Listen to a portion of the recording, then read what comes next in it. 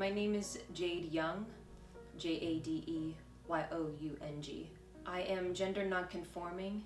My pronouns are she, they. I discovered that I was gender nonconforming right before I turned 28 years old. And how I discovered that I was gender nonconforming was by watching different artists that I loved growing up, like David Bowie, Prince, Grace Jones, Annie Lennox. I saw that they were very fluid with how they expressed their gender when they performed on stage, and that just made me realize that that's who I was, and that it's okay not to go with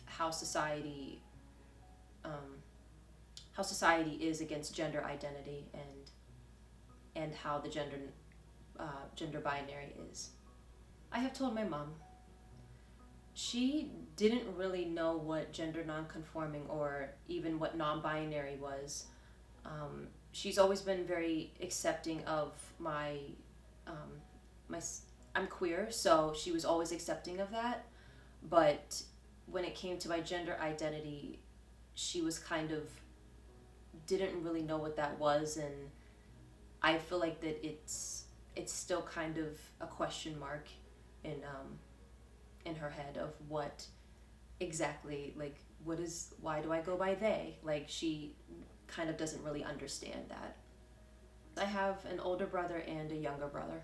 My older brother is very accepting. He has been around lots of different people, different groups of people, so he's very accepting and very open. My younger brother, again, didn't realize that um, if you go by they pronouns, it's not just for, he thought that that was only exclusive to trans folk.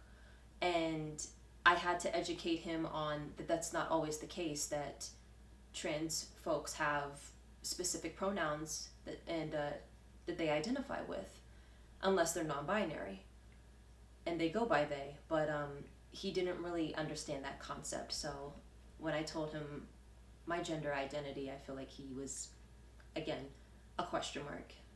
I definitely felt that I was gender nonconforming when in elementary school we would have to be separated by girl or boy, and I didn't really understand why that was always a concept and why boys were superior and girls weren't. I and also, girls who were dressing more mask were definitely teased more, and I never understood that. I just didn't understand why everyone couldn't express themselves freely, no matter what they identified with. So I had to deal with internalizing those thoughts, and also as a teenager, people were questioning a lot of what I was, and my sexuality. My gender identity or my sexuality, I kept that very repressed. Honestly, if it was something that I was scrutinized for as a teenager, I probably wouldn't be here. Um, you go through a lot of hate,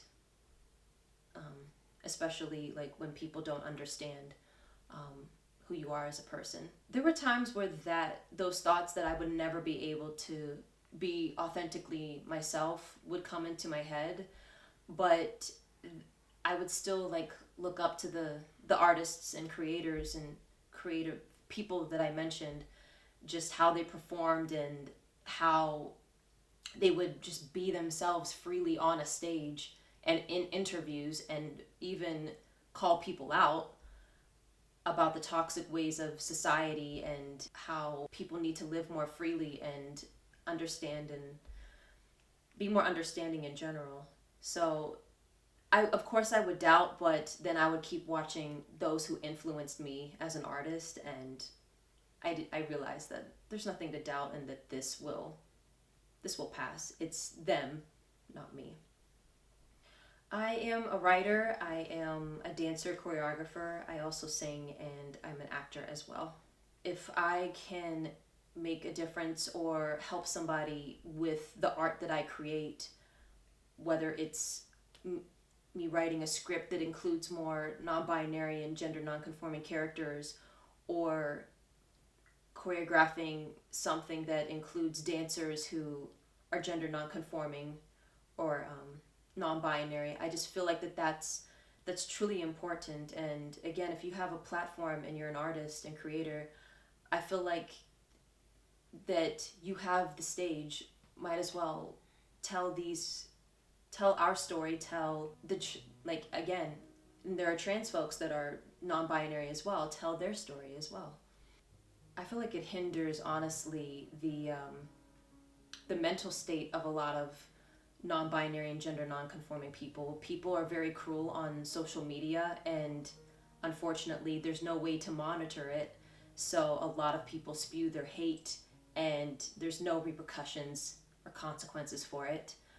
um, but what is great is that a lot of people who are spreading the hate, a lot of people are coming back against that and saying no, and telling people to stop and using their voices to educate others.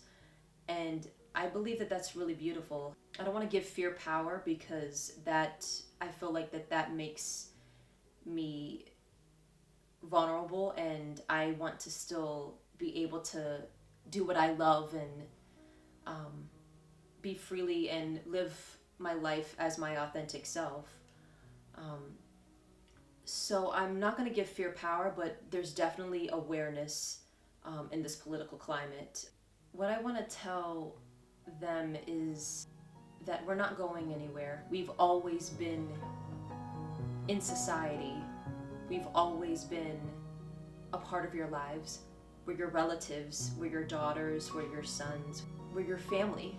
Just because your son or daughter ends up not conforming to messed up ways of society and the patriarchy of what the gender binary has brought for centuries, you should still love them unconditionally. We need to listen with our ears and open our eyes and be more open-minded.